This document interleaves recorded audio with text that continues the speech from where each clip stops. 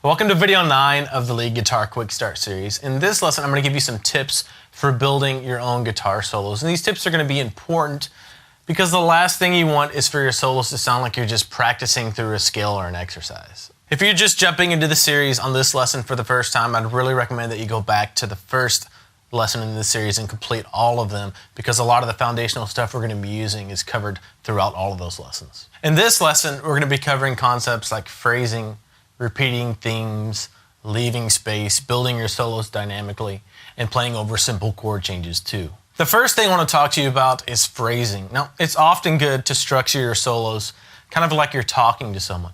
If I'm talking to someone, I don't just talk in a monotone voice all the time and just keep running all my sentences together until the conversation is over.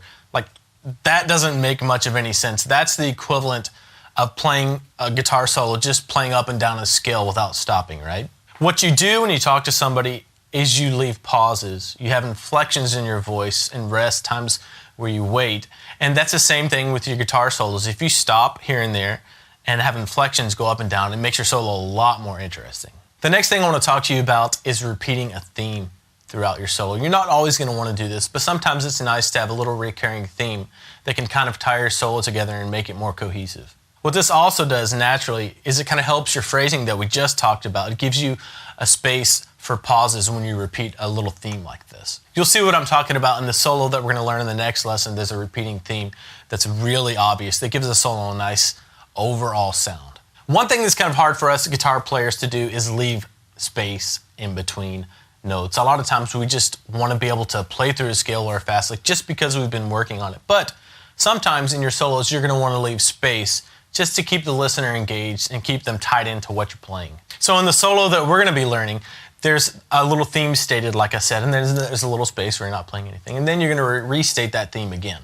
Another way to make your solos more interesting and engaging to the listener is to build them dynamically. And what I mean by that, when I say build your solo dynamically, you can, start off quieter and more sparse, build a little more, and by the end you have some room to just be screaming for a fast lick or, a louder part. And this isn't always going to be the case for every solo, but it's a great tool to pull out when you have a song that's more emotional or you want to create kind of a crescendo, simple to a climax in your solo, right? You can think of it as a movie script.